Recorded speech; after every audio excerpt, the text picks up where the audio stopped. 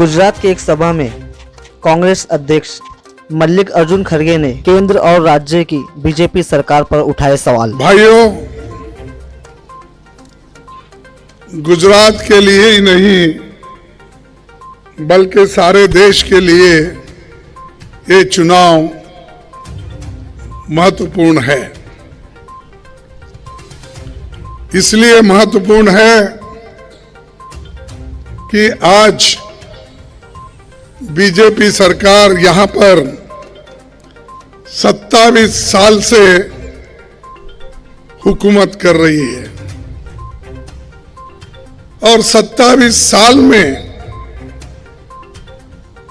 जनता की समस्या अगर हल नहीं कर सकती तो जनता को यह अधिकार बाबा साहब अंबेडकर ने अपने संविधान में दिया है, इनको 5 साल के बाद निकाल फेंकने का।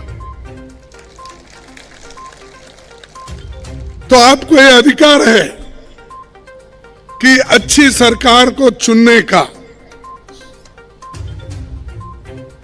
और हमेशा डबल इंजन सरकार की बात करते हैं यहां, वो भी प्रधानमंत्री जी।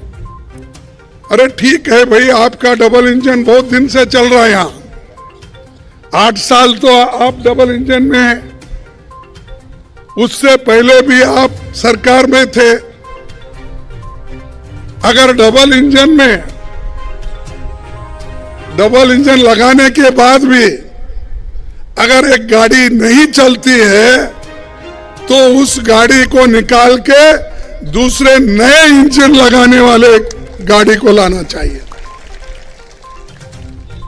और बीच में और भी लोग आए हैं, कहीं और दिल्ली से उधर इधर से भी लोग आकर बीच में टांग मार रहे हैं।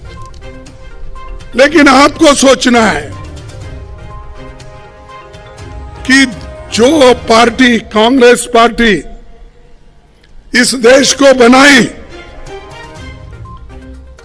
महात्मा गांधी जी ने आजादी दिलाई, वल्लभ भाई पटेल ने देश का एकता बनाने का पूरा काम किया, नेहरू जी ने लोकतंत्र की बुनियाद डाली और उसको चलाया, और उसीलिए पूरा देश आजाद होने के बाद लोकतंत्र के अनुसार चल रहा है। उसीलिए यहां पर बहुत से जो काम हुए पहले कांग्रेस के पीरियड में, वो मजबूती के साथ हो गए। ऐसा नहीं हुआ कि आज पुल रिपेयर करे कल गिर गया, ऐसा कोई हमारा काम नहीं है। हमारा काम मजबूत है, देश को मजबूती से हम रखे हैं। फिर भी हमको पूछते हैं, खासकर मोदी जी और शाह, 70 साल में कांग्रेस ने क्या किया? अरे भाई, 70 साल में अगर हम कुछ नहीं करते तो आप लोकतंत्र नहीं पाते थे। और आपके जैसा आदमी जो हमेशा क्लेम करते हैं मैं गरीब हूं, मैं वो, हम भी गरीब है, हम तो गरीब से गरीब है, हम तो अछूतों में आते हैं। कम से कम तुम्हारी चाय तो कोई पीता है, मेरी चाय भी नहीं पीता कोई। और फिर बार आप बोलते हैं कि मैं गरीब हूं, मेरे को किसने गालियां दिया, मेरी किसी ने कुछ कहा, मेरे को कुछ, तेरी हैसियत क्या है कहा। अरे ऐसे बात कह के अगर आप सिंपैथी जमाने की कोशिश करें तो लोग अब होशियार हो गए, उतने बेवकूफ नहीं है।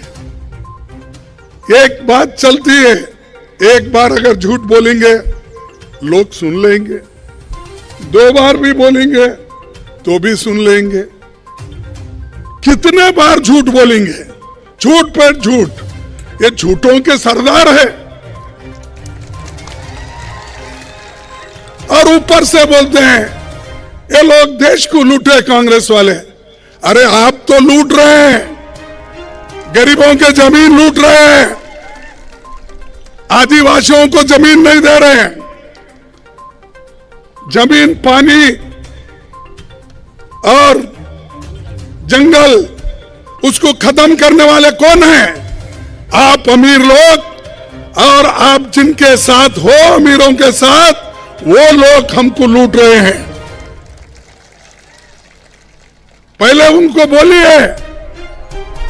और इस देश में चंद लोग, 134 लोगों के पास इस साल 30 लाख की आमदनी बढ़ी है। 134 लाख। अब आप 84% लोगों का देखिए, कहां है वो लोग? उनकी कोई आमदनी नहीं है। 27, 30, 40 ऐसा कुछ, और कुछ ना कुछ बोलते हैं। सरदार पटेल को ये लोगों ने दूर रखा। अरे सरदार पटेल, जवाहरलाल नेहरू जी, महात्मा गांधी जी ने मिलकर इस देश को आजादी दिलाई और हिफाजत से रखा। और बार बार भाई कभी मैं पूछता हूं, जिस पंडित जवाहरलाल नेहरू जी का तो छोड़िए, क्योंकि वो हमेशा उनके खिलाफ बोलते हैं।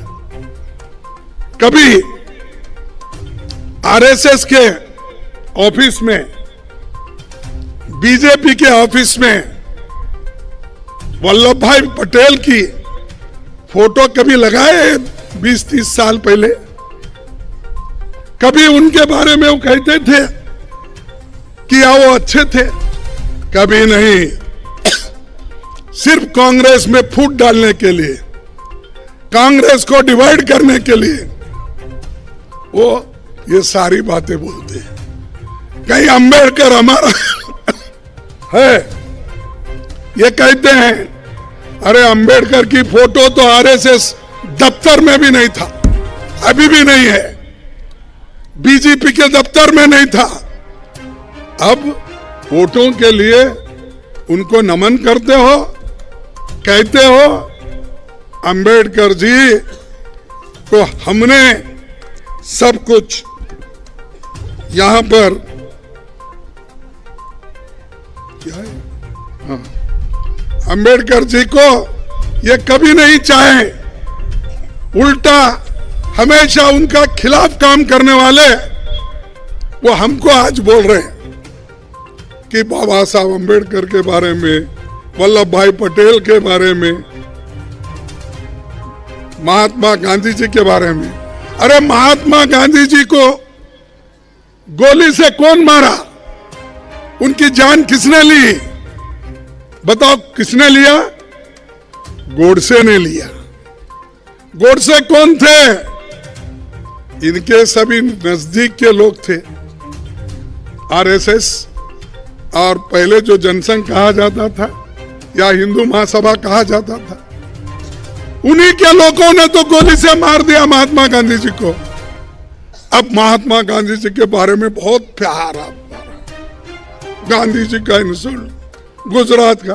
अरे गुजरात बनाने वाले भी महात्मा गांधी, गुजरात बनाने वाले भी नेहरू जी, गुजरात को बनाने वाले भी वल्लभ भाई पटेल। और मैं एक बात पूछता हूं, अगर कोई कहीं किसी सभा में आप लोगों को मोदी और शाह साहब मिले तो पूछो, क्या साहब इस गुजरात को मोरारजी देसाई ने कुछ नहीं किया? मेहता जी ने कुछ नहीं किया? और जितने लीडर गुजरात के हुए 10-20 अगर मैं गिनते जाऊं तो उन्होंने कुछ नहीं किया। इन्होंने 8 साल में सब कुछ किया या 27 साल में ही पूरा किया? अरे आप 27 साल हुकूमत करने के बावजूद भी लोग भूखे मर रहे हैं। छोटे छोटे बच्चों का हिंदुस्तान में अगर दूसरे बच्चों से कंपेयर करेंगे, सबसे कम पौष्टिक आहार कहां मिलता है? तो गुजरात में कमजोर बच्चे पैदा होते। इसके ऊपर ध्यान है, क्योंकि उन्होंने अदानी और अंबानी को मोटा बनाने में लगाया है, बच्चों की क्या ख्याल करेंगे? तो ये जो है, ये लोग हमको सिखाते हैं। मैं आंकड़ों के साथ उनको कह सकता हूं, लेकिन समय का अभाव है। मैं इंडेक्स दे सकता हूं कि सारे हिंदुस्तान में किस किस राज्यों में बच्चों का पौष्टिक आहार कहाँ है, उसकी हाइट कितनी है और सेक्स रेशियो कितना है, बता सकता हूं। लेकिन मुझे उतने डिटेल में जाना नहीं है। आपसे मैं एक ही विनती करूंगा, क्योंकि आप ये बहुत पिछड़ा हुआ भाग है, आदिवासी लोग ज्यादा रहते हैं, गरीब लोग ज्यादा रहते हैं, और खास करके हमारे युवाओं को नौकरी नहीं। मैं पूछता हूं, 27 साल हुकूमत करने के बाद 8 साल केंद्र में मोदी जी प्रधानमंत्री रहने के बावजूद यहां के युवा, उनको क्यों नौकरी नहीं मिल रही, ये सवाल मैं पूछता हूं।